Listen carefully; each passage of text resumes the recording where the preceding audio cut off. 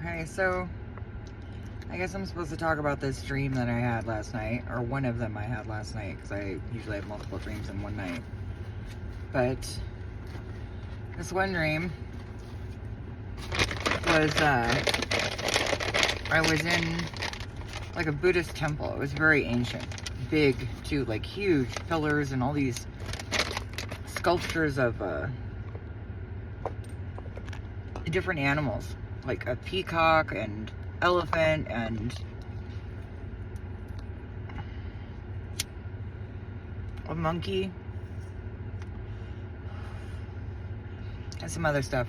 Anyway, I was in this temple with an African man, although he didn't look, I mean, that's kind of silly because not all people who are from Africa are black, but he didn't look African.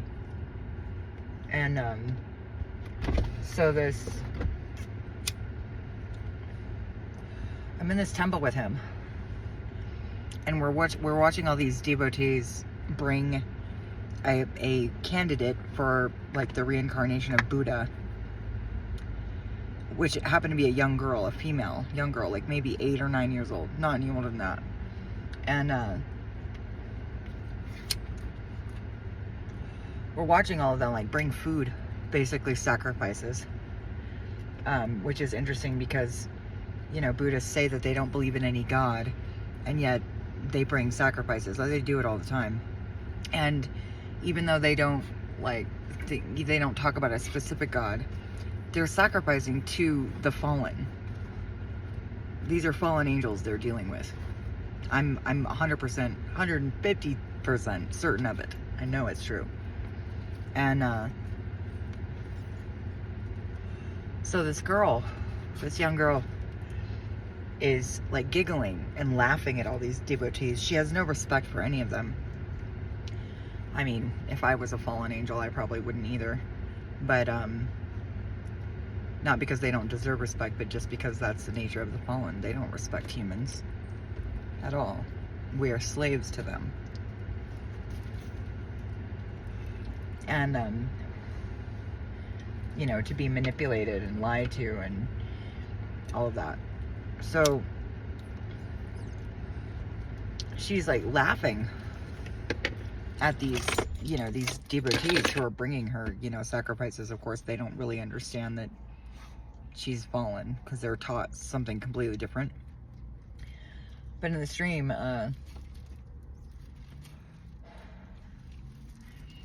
there's a specific kind of flower, and it's very like, what is the word? It's very pungent, like gardenia or plumeria. It's something like that. I can't remember the name of it right now. It doesn't really matter. But they have a lot of these flowers around, and like flower wreaths and like chickpeas and different kinds of like beans on strings around their necks and that kind of thing. And they're taking them off and putting them, you know, by this shrine, like this corner of the temple where she is.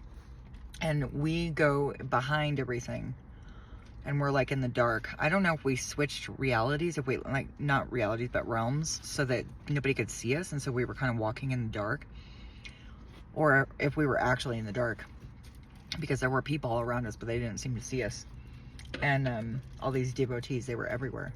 Mostly men. And not all, but mostly men. And this young girl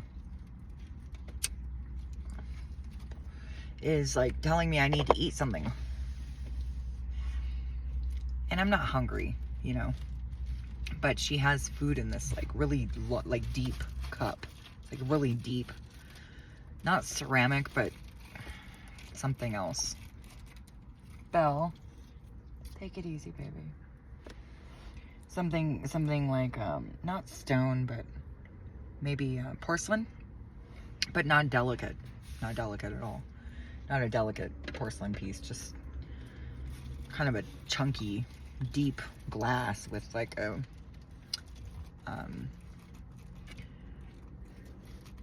like flat on the top, but like cylindrical, obviously, and not flat on the bottom like a cup usually is, but like round. It was rounded, almost like a.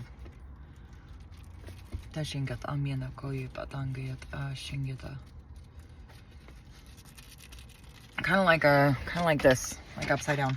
Only it didn't have the, you know, it didn't have the top on it, like that shape, but you know, flat on the top. And so we're looking at this food, and it's like chickpeas and like olives. She like hands me olives of all things, and weird. And so I eat some of it, and I almost immediately woke up from the dream after that. Oh, pardon me. And I start canceling the dream, because I realize that, you know, anytime I'm eating in a dream, yeah, no. I mean, even when I don't remember eating in a dream, I still cancel the dream, because, you know, whether I remember it or not is really, it's really of little consequence. You know, I'm not in agreement with anything that's not of Christ, period. And I'm saying this, and I've been fasting, so I'm burping and farting and sighing, you know, and I'm thinking to myself, like, I am so manifesting right now. What is this? Like, I'm manifesting fallen energy. And the thing about in this dream, this young girl's eyes, they were totally wrong. Like, I don't know if you've ever seen that movie, Stargate. It's a movie about, like, they actually find a literal Stargate and plug in the coordinates and go somewhere else. But anyway, the antagonist in that movie, who is Ra, or supposed to be like the entity that has shown itself to humans as Ra, you know, the sun god, Egyptian sun god, his eyes flash in that movie. They look very strange, and they like have an inner light kind of thing. Of course, it's special effects, but that's what this girl looked like. And her eyes were always looking, and it's like, it had this very deep look of disdain and contempt for human beings. Like, she never looked at anyone and smiled, or like, there was no feeling of warmth from her at all. None. She was full of hatred and contempt for human beings. Which makes sense, because that's a very fallen thing to do. They can't be forgiven, so of course they hate us. Because if you're fallen, you've sinned outside of time, and plus you made an eternal pact to never be forgiven, because Satan doesn't want to go to hell by himself. Ouch. So, that's what her eyes look like. And it was disturbing to see it, you know, especially all these young men bringing her eye, and they're all happy and joyful people. Like, they're happy, joyful, but they don't even know what they're getting into at all. They don't seem to know. And I know that she's not demonic, because she's not entirely horrible. And demons are entirely horrible. Like, 100% horrible. Especially to humans. Like, we feel that. We experience it as completely negative. Now, I mean, some people their perception is so twisted, and they're under the influence of usually Leviathan and Octopus and these different entities that live in the abyss, that alter perception so greatly that they'll twist the perception so badly that, yeah, confirmation, so that that person is actually experiencing pain as pleasure, as there's experiencing negativity as something positive, and which is a complete twisting of human nature. But such is the nature of Leviathan and his kingdom in the abyss. But that's entirely negative still. It's still entirely negative, and most humans who are not completely enslaved will experience it as negative. One way or another, they'll experience something negative. I mean, most humans don't like being sexually violated, and that's what Leviathan does, and all of his kingdom too. All marine spirits, they ritualistically disrespect and violate human sexuality. In other words, they rape you. They're spiritual rapists. That's what they do. And I know that that's triggering. Believe me, I'm a survivor of rape too, so don't think that I'm insensitive or that I'm not being unkind or anything, but I'm going to call it what it is. I'm not going to be nice about it and say, oh, it's something I didn't know. It's a complete violation of human essence. It's a complete violation of human agency. Like, we have free will, and when those things do what they do, they're violating our free will, period. That's what they're doing, period. End of story. Ugh. They're nasty, vile, foul, unclean, unholy creatures. But with the fallen, like, say I had a experience with an entity that called herself Isis, like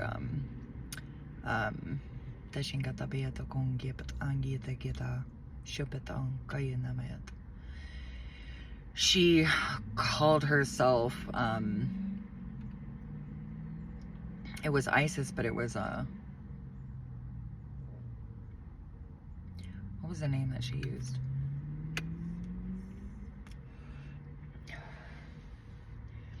It was Venus. It was the goddess of Venus, like beauty and all of that. And although she was anything but beautiful, really. But when she came to me, I felt extremely, like, I felt really pretty, and I felt really, like, creative.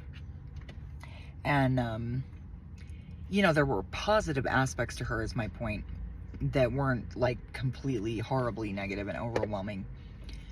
But I also, at the same time of feeling this creativity and these other things, I felt extremely dissatisfied and, like, disgusted with, like, human nature. It was weird. Anyway, Ishtar, she was like, she's a manifestation of Lilith, is what she is.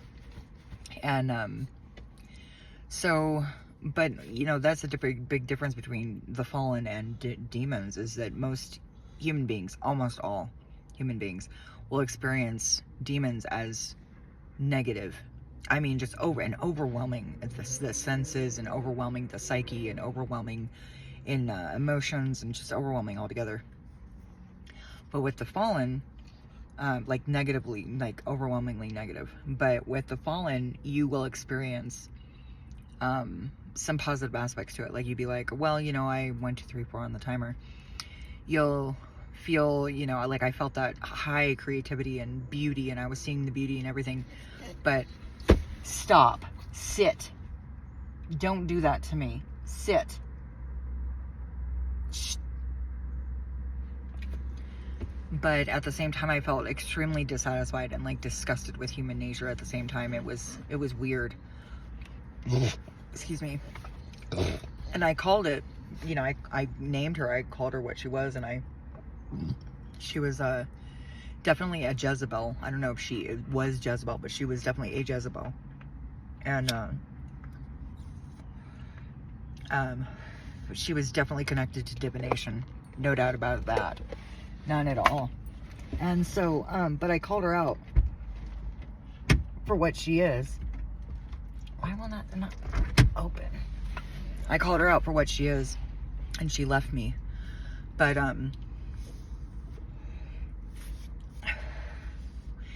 these people in this temple had no idea. They seemed to have no idea that this was going on. And this thing tried to bother me last night. It wasn't a female spirit, though. The spirit of this fallen was not a female, even though it was in a female body. It was not female. It was a male. And a very, like, high-ranking fallen angel. And you know, like I said, I woke up, you know, the moment I realized I was eating anything, I woke up and got rid of it, you know. But it was disturbing how many people, because in this dream I got the impression that she had been traveling the country of India. She was in India, and they were having festivals, and this was not Hindu, it was not Krishna, it was not that. It was definitely 1444 on the timer. It was definitely Buddhism. It was not Hinduism. I know that for a fact. And just by the way the temple looked, and the way people were dressed and all kinds of different other things. The prayer beads, there were just a lot of other signs that it was not Hinduism. But she just hated them all. She hated them. And she could barely even disguise that she hated them. But to them, they couldn't see it at all. They could not see it. Which to me was baffling. Like it was kind of like in my mind, I couldn't figure out why they couldn't see this. They couldn't feel it. Nothing. You know, discernment of spirits is a big deal. It's a huge gift to have. And Belle, stop. And so, you know, what was disturbing to me was that she had been traveling throughout the entire country of India, which is a lot of people. And all these people were showing, and all they were doing was showing her love and respect and devotion. And she just hated them. I mean, nothing but contempt. Nothing but contempt. Just looking down her nose like, you know, really nasty. Really, really nasty spirit. Really nasty fallen angel. Really nasty. But, pretty birds. But, they couldn't see it. I mean, I could see it clearly, so clearly in her eyes, I could see it. But I suppose they couldn't see it because they didn't want to, which is typical of humans. Anyway, you know, this was obviously like a very clear witchcraft dream. I call my dreams movies often. And it was so clearly an attack, you know, like, you know, it was obvious. But then I had been on some pretty high level missions lately, so I expect it. That's one thing about the fallen and about demons that you can always count on is they're always going to do what they do. They change the way in which they do it sometimes. They switch up their they switch up their tactics, but it's always the same. They're always going to attack, and they're always very vengeful. So, you know, if you attack them, they're going to attack you. It just always works that way. They were always very petty too. Always very petty. So, but it was, you know, it was clearly an attack and all of that. So I dealt with it. And I mean, I didn't deal with it. God did. You know, the Lord of hosts, the God of Israel. And, yeah, that was that. That was that dream. So, anyway, I guess I was supposed to talk about that dream. I don't really always talk about my dreams. And some of the ones, like, you know, that I'm not supposed to talk about, I don't. But, that one I guess I'm supposed to have shared. So, there you go. And, more than anything, it was just kind of like an annoyance. Stop, Moo. But, you know, at best, you know, at worst, it's an annoyance, kind of. But, anyway, okay, so, that was that dream. Anyway, I hope this video finds you blessed. I don't know who that's for, or who it was supposed to help, or it was meant to give someone information because they were wondering about what they sent my way last night. They were wondering if it worked, and they were actually hanging around my car this morning, and I could smell their liver because their liver is dying. And don't get me wrong, I'm not cursing anyone because I don't do that. Vengeance is mine, saith the Lord. However, I know what it smells like when somebody's liver is failing, and that's what I smelled. So I can smell you. Even though I smoke cigarettes, it doesn't make any difference. I smell you. But your liver's failing. You need to get some help with that. So, yeah, gross. It smells horrible. Like, I don't know what you're putting in your body, but gross. Whatever demon or whatever fallen angel has control over your body is not doing you any good. I mean, considering they just want all humans to die anyway, and not just die, but die in horrible ways, and, you know, so that we can watch all our family members suffer and die too, and, you know, it's like that. That's what the fallen angels are like. That's what demons are like. They have no love for human beings whatsoever. And if they've told you anything other than that, they are lying. But that's what they do. They lie. They deceive. That's what they do. It's their job, really. Pardon. Oh. Oh. Oh. Always getting attacked. It's like a constant thing. Anyway, yeah, your liver is really sick, and I have a feeling your kidneys are sick too. Especially your right kidney. Because when you came around me this morning, my right kidney started to hurt. And there's nothing wrong with my kidneys. So, anyway, I hope that you take care of yourself, because that entity that's in you is not helping you. It's not taking care of you, and never will. Never will. I don't care what it told you. I don't care what it promised you. Because, you know, I've had all my own run-ins with plenty of entities and plenty of demons too. And they told me lots of different things, but they never helped me. And not one promise that they ever gave me did they ever did they ever follow through with. Ever. Never. They are promise makers, but not promise keepers. Never. They might appear to keep a promise, but anyway, go get your liver checked out, because it's really stinky. It's really gross. I mean, I'm not saying that to make fun of you or anything else. It's really bad. It's really rank. It's a really bad smell. So anyway, love, blessings, and compassion, everyone. Take care of yourselves. Take care of one another. Lay off the astral projection. It's wearing you and your body and your mind out, if you even have control over yourself anymore. Because I'm not sure that you do. But I know that you hear me in there. I know that you hear me. I know you're inside there, and I know that you hear me. So, anyway, you know who I'm talking to. It will either resonate with you or it will not. So, don't worry about it. If it doesn't, don't worry about it. Peace be with you.